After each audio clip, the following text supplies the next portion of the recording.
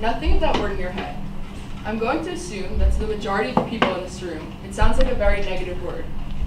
Now think of the word feedback. That sounds like a much more positive word. So basically, positive or constructive criticism is the same thing as feedback. As Henry Weisinger says, in The Power of Positive Criticism, befriend criticism because it helps us obtain the skills we need to learn and grow. In third grade, I decided to venture off into the world of baseball. I knew going into it that people wouldn't understand why a girl would want to play with the boys, but that didn't bother me. I quickly learned that the people that would criticize me for playing were people that didn't know me or my story. It was never the boys on my team that would criticize me. That trend followed as I played for the 7th grade middle school team. The boys from the other team would constantly criticize me for playing, and not the ones from my team. Although people might think that you become angry and frustrated when you're constantly hearing these types of criticisms, it actually just opened my mind. I also received a lot of constructive criticism from coaches and fellow players during my career as playing baseball.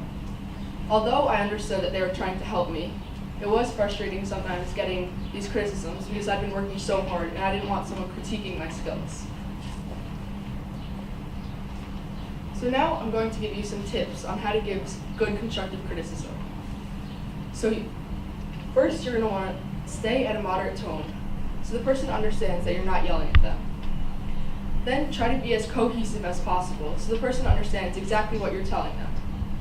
And try to explain the effect your critique will have on them. For example, if you're trying to tell someone that they're ineffectively kicking a soccer ball, tell them that if they change their habits, they're going to most likely score more goals. And lastly, make sure the person understands that you're trying to help them and help improve their skills. Although you guys now know these wonderful tips on how to give good constructive criticism, others may not know them, and they might come off as harsh. So PsychCentral.com gives us some good tips on how to deal with harsh people. They say, be assertive, give feedback, and if all else fails, leave the person. Sometimes you also might not know if a person's giving you constructive criticism or harsh criticism, but usually you can use your judgment to determine which type of criticism you're receiving. Although it sounds difficult, for me, laughing off the harsh criticism really helped me grow as a person.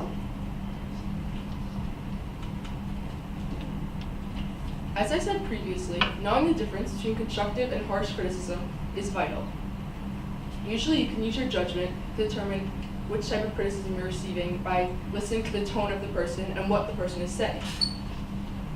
With the rise of social media, fans are constantly trying to give their input into their favorite celebrities' lives. But often it's difficult for those celebrities to accept those comments.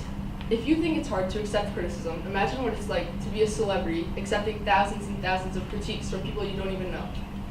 Also, with the rise of social media, everything has become so instantaneous, where people feel like they will be judged if they don't respond quickly. Whereas in the past, people would choose if they would respond by opening a letter and responding if they felt necessary, and if not, no one really cared that much. One example of this is with Sarah Trium, who is the co-creator of the Showtime drama, The Affair. Fans got a bit upset with the finale of the show and decided to take to Twitter. Sarah then first responds by saying in a tweet, "Even if you didn't like the episode, I welcome your feedback because this is what democracy looks like." She then goes on and gives a bunch more tweets saying why she did certain things in the episode and how she cut out certain scenes and she assumed that the fans would fill in certain blanks, which they clearly didn't. Although she says in the beginning that she accepts the feedback, it did sound like she was being a bit defensive. So if I were to give her constructive criticism on how she dealt with constructive criticism, I would tell her, start by thanking the fans, and then in one short tweet, respond and give one example of what she did in the episode, and that's it. Just one tweet, not 6 or 7 like she did here. And even for regular people like us, it's often difficult to accept constructive criticism. For example, if you've been working very hard on a project, or you've been working hard on a presentation, and you go and show it to your boss or teacher, and they come back with a bunch of critiques. Although you understand that they're trying to help, it could be difficult to accept these critiques because you had been working so diligently on this project or presentation. So some tips on accepting constructive criticism are to learn from it, Understand what the other person is trying to tell you. Use their suggestions in the future, and don't take it in a bad way. Know that they're trying to help you. This is a picture of the activist and actress Ashley Judd. Clearly it's comparing two looks versus how she used to look and how she looks now. This picture was all over various news outlets in 2012, talking about how her face looked quote-unquote puffy and why it looked like that. Judd then decided to stand out and talk about what she felt in the situation in an article in the Daily Beast. She says how she never looked at any interviews or anything ever written about her, but her friends in 2012 encouraged her to know what was going on. She then decides to talk about it because it seemed like it was about the degradation of women. She says how there is such an abnormal obsession now with how women look. She then says, "I hope the sharing of my thoughts can generate a new conversation. Why was a puppy face such a cause for a conversation in the first place? How and why did people get involved?" She used the harsh criticism that she received and turned it around to make people think about their actions. She used the tips that I shared with you all effectively on accepting harsh criticism. She didn't get angry at the news outlets for sharing this false story. She just made people more aware of what they say before they say it. The well-known author, Curtis Sittenfeld, was interviewed by the New York Times on how she deals with book critics.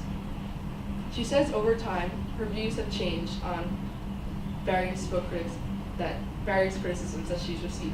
She says, "I take criticism less personally, and I recognize that sometimes fate smiles upon us and sometimes it doesn't." She learned two valuable lessons from a very harsh criticism that she received from one of her books.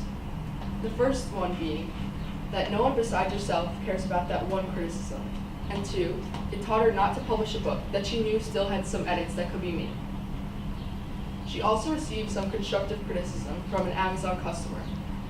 After one of her books came out, this customer responded saying that the book was okay, but she knew Curtis could do better.